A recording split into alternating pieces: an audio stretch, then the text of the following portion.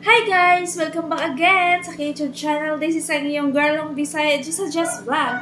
So for this video guys, it is all about how to overhaul or overhauling transmission Howo 371. So for sure, if you watch this video, marami kang matutunan at marami kang malalaman if how to overhauling the transmission sa 371 na Howo na dump truck. So, but before that, this video is gawa pala to sa aking partner na si Jordan Amandoron. So, siya mismo yung nag-overhaul at nag-overhaul ng transmission sa isang Howo na 371.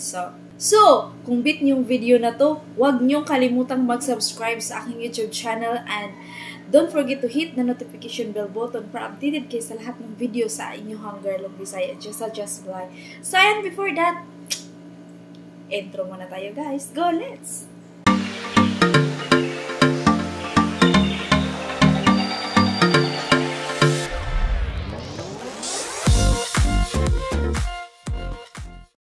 Mga loads, sa tamang karwas muna tayo, no? Para matanggal yung mga dumi-dumi konti. 371 ho, nag-leak yung mga dito sa oil pump, tapos dito sa mga voltage niya, sa mga bolt. Basta nag-leak siya lahat. Yun pala yung unit, oh. Nandun yung nakaangat yung valve saka dump box.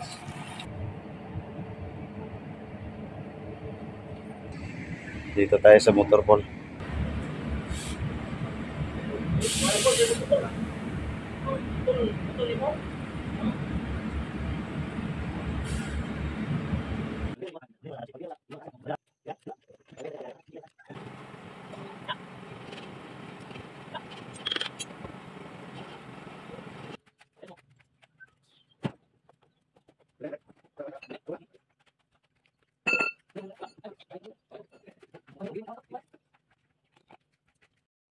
Mga kayabe, no, baklasin ko muna yung yoke plants, PTO gear at saka housing ng splitter, no, bago ito tanggalin.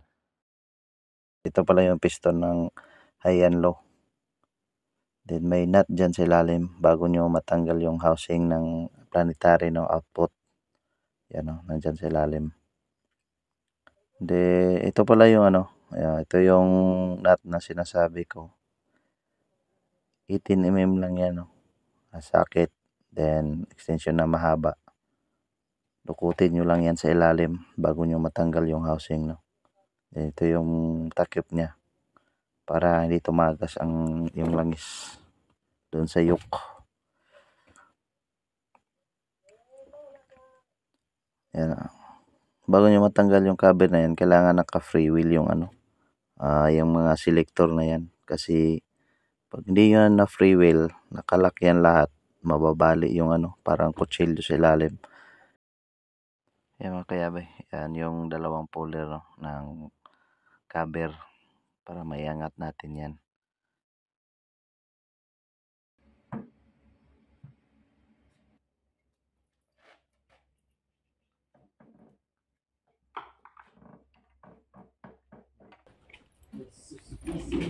Basic ko kayo na nito. Walang mahirap sa mga naitrabo. Ay, kanina din. Buka pa? Ay, ito na po nang mabuhak ba?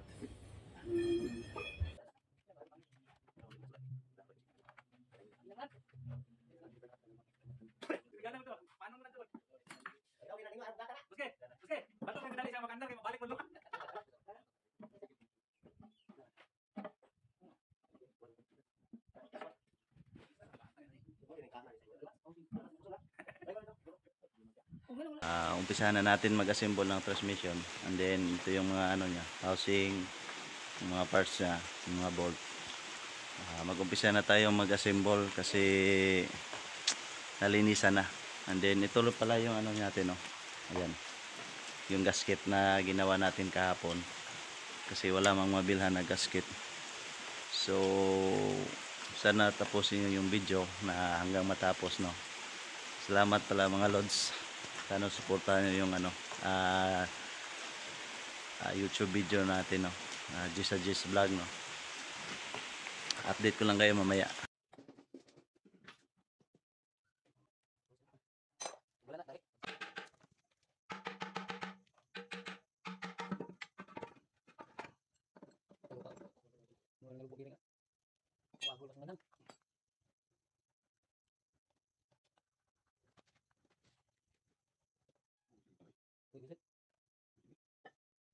Hello.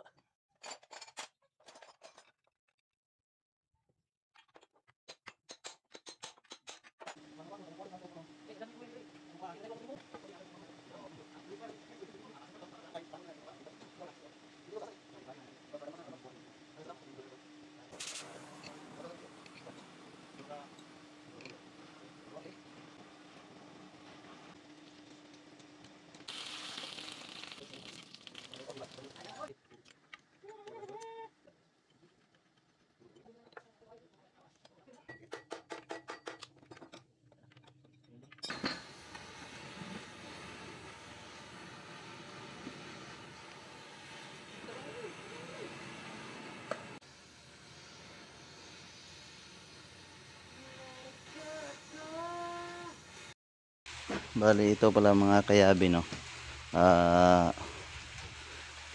Ito yung nasa ilalim lang niya. Kasama dun sa ano, sa ilalim paglagay natin ng housing. Ito yung ano niya, tubo.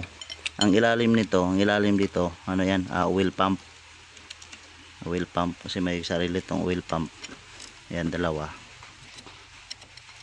Itong oil pump na to, ito yung oil pump na yung ito papunta doon sa lubricant sa ano, doon sa tawag ng planetary output.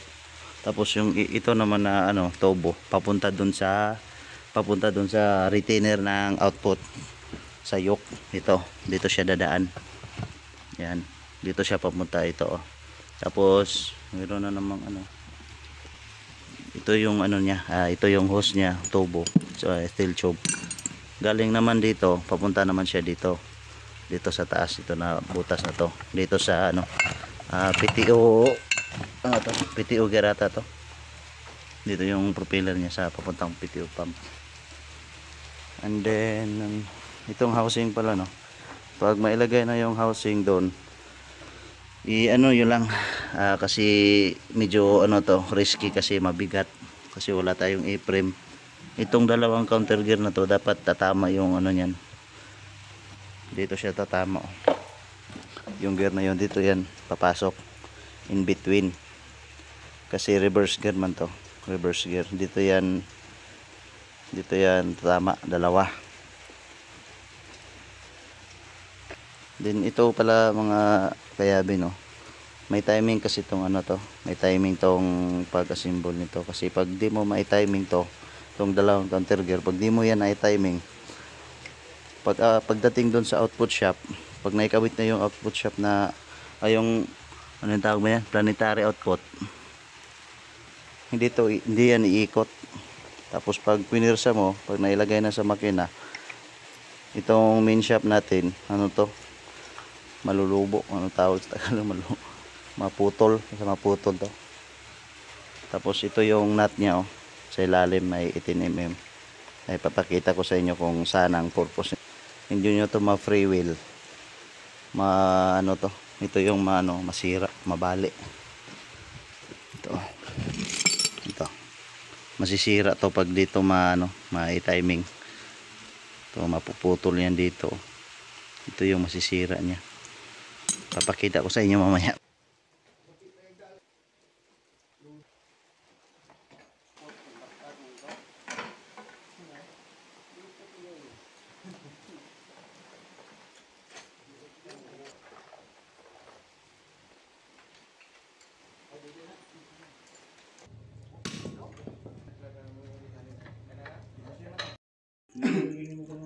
Ito ilagay yung yung isang tubo, tapos yan dito sa ilalim. Ito makita, ito.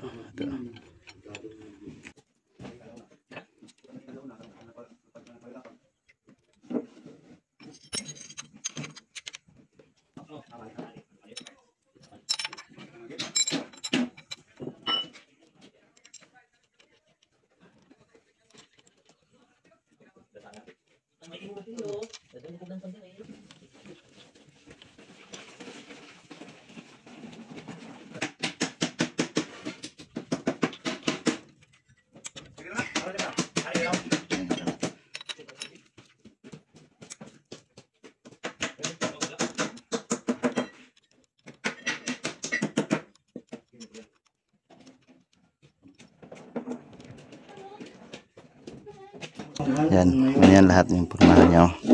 Dito yung sa high unlock. Ito yung sa high unlock. Tapos pag kabit natin, lagyan natin ito ng tie wire para hindi mabalik maglagay dyan sa ano.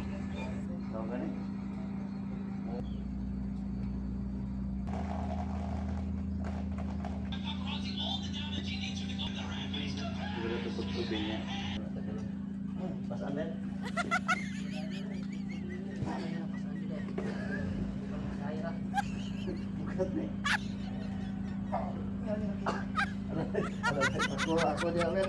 Sige. Bebras. Ah, pasti libre dot. Libre dot. Pasal deh. Awal di bicara deh. Lalai. Aja. Lalai, para di pabalik.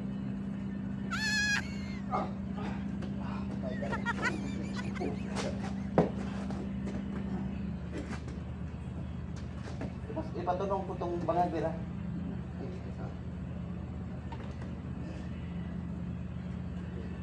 Katong bangag isa, itong isang bangag. Sige.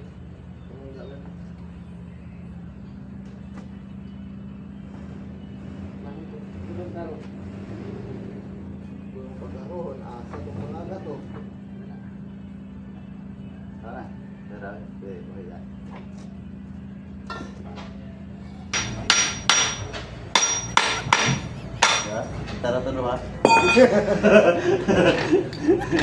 Sampai kita dua.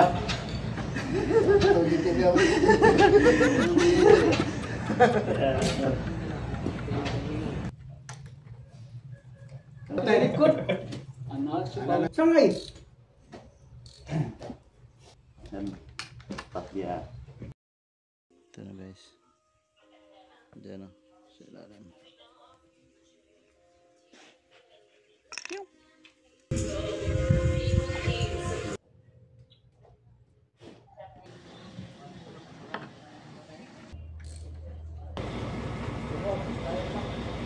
Apa itu?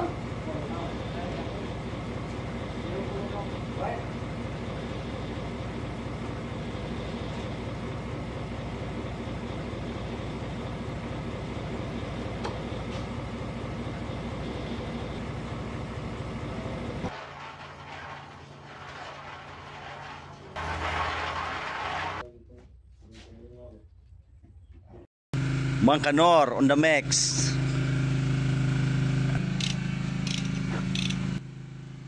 Salpak natin ang bukas. Guys, kabit natin yung selector.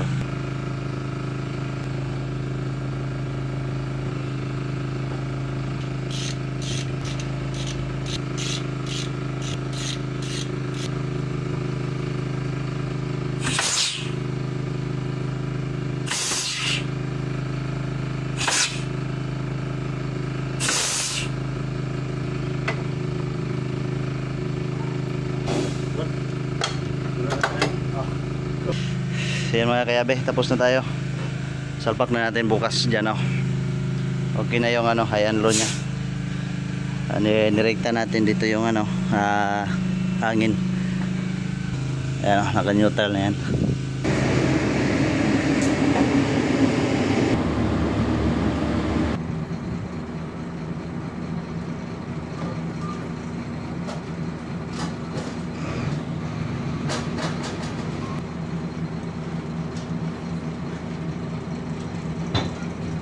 Sudah?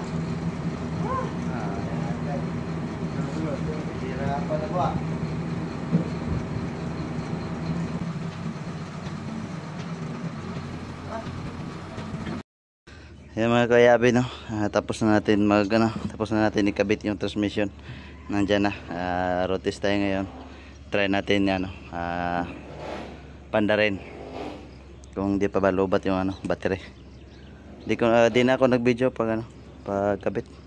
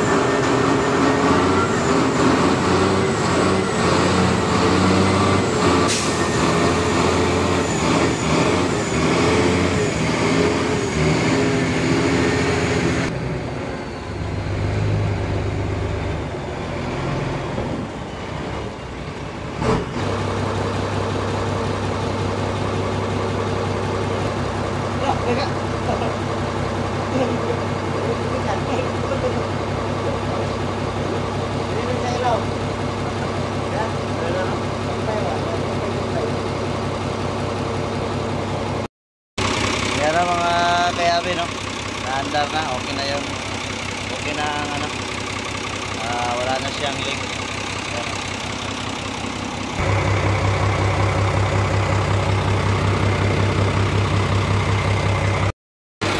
So yun mga kayabi, no? Tapos na yung unit natin na ginawa. 37101 na. Salamat pala sa lahat na nakatapos ng video. Pa-like and follow naman sa video natin, Gisa G's Vlog. And tell me what's wrong and why you never